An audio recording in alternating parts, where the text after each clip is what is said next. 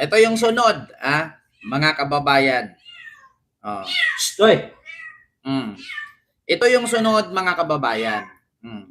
Ano yan? Sunod natin. Dito tayo sa Davao.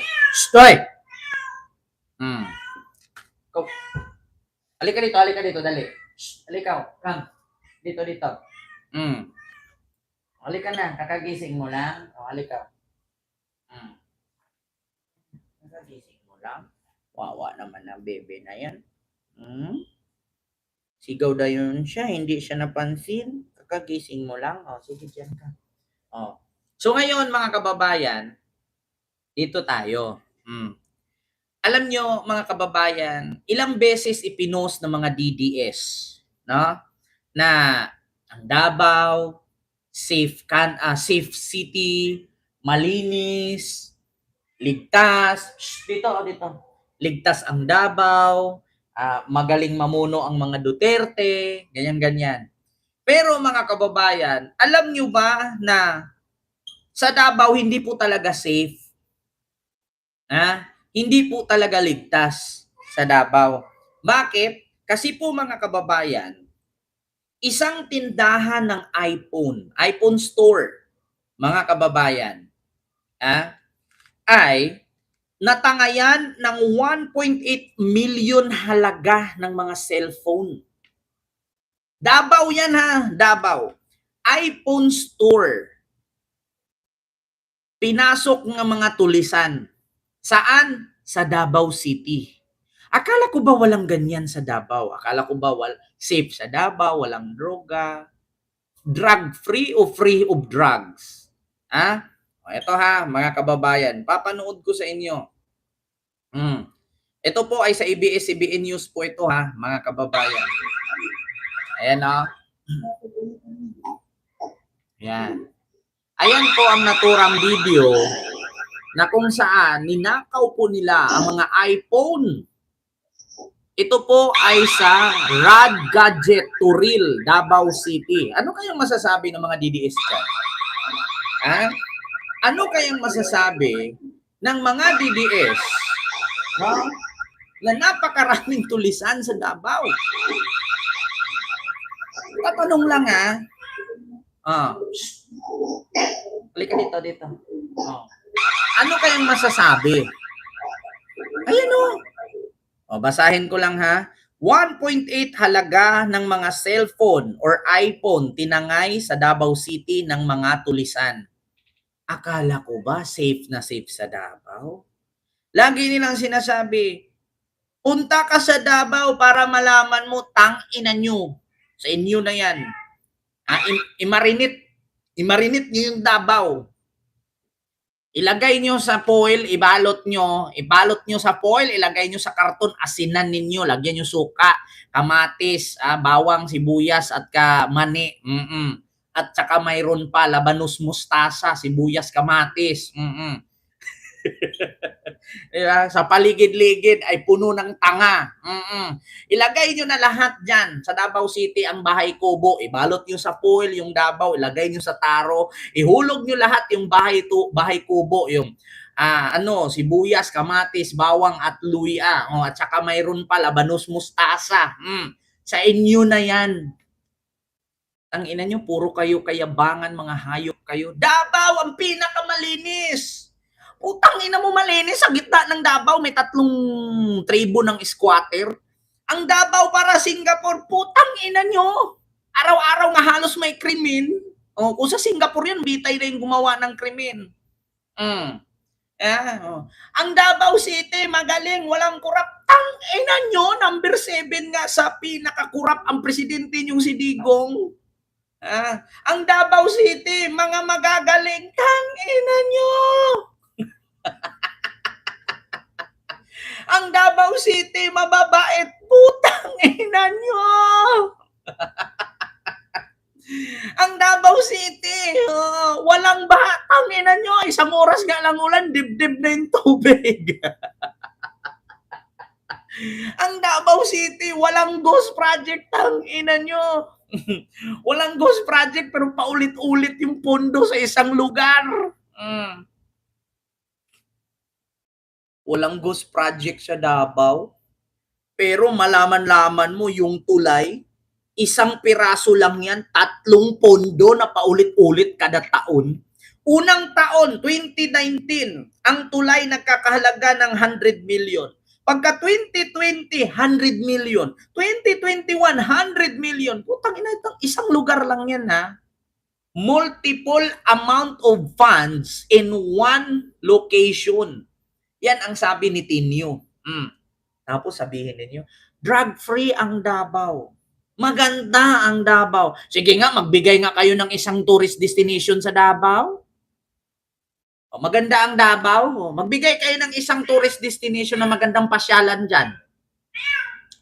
Hoy. Sige nga. Mga kababayan na nanood sa akin ngayon. Na taga Davao. Lalo sa mga DDS, di ba ipinagyabang ninyo? Hoy. Ipinagyabang ninyo na ang Davao ay malinis, ayos, magaling, maganda.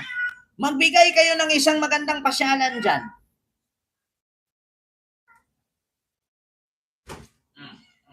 Napalo kita, di ba? Magbigay kayo ng isang pasyalan sa Davao City na magandang pasyalan. Di ba? Tapos sasabihin niya ng mga taga Davao ngayon, pumunta ka muna ng Davao. Ang ina mo, sa inyo na yung Davao. Ibalot nyo ng foil, ilagay nyo sa garapon, asinan ninyo. Ilagay nyo na lahat ng prutas, bahay kubo. Di ba? Maghingi ka nga lang ng isang lugar sa Davao na magandang pasyalan. Wala kayong maisabi. Anong gusto nyong pasyalan namin? Yung Bukana Bridge? Anong gagawin namin doon sa tulay? Diba? Kaloka tong mga to. Ang Davao ang pinakamalinis. Paano yung squatter sa gitna ng syudad? Pinakamalinis? Ang Davao walang korap. Hindi nga magtugma yung Hindi nga magtugma sa COA yung listahan ng ari-arian ng Davao sa resibo ng COA. Stoy! Kita nyo yan? Kita nyo, mga kababayan, Ma'am Forever Young, hello po. Ang Davao walang korap. Ang inang yan. Walang korap, 37 million ang salin ni Digong nung bumaba pagka-presidente noong 2022. Stoy! Tapos, yung binayad niya ngayon sa dahig bilyon-bilyon. Diba?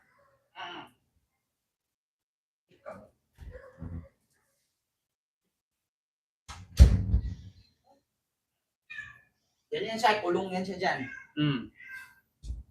Kita nyo, mga kababayan? Kaya tigil-tigilan nyo yan. Sa Davao, halos araw-araw ang headline, droga, krimen. Tapos ngayon, nagnakaw na naman ng cellphone. iPhone store sa Davao nilooban, 1.8 million ang natangay. Ay nako.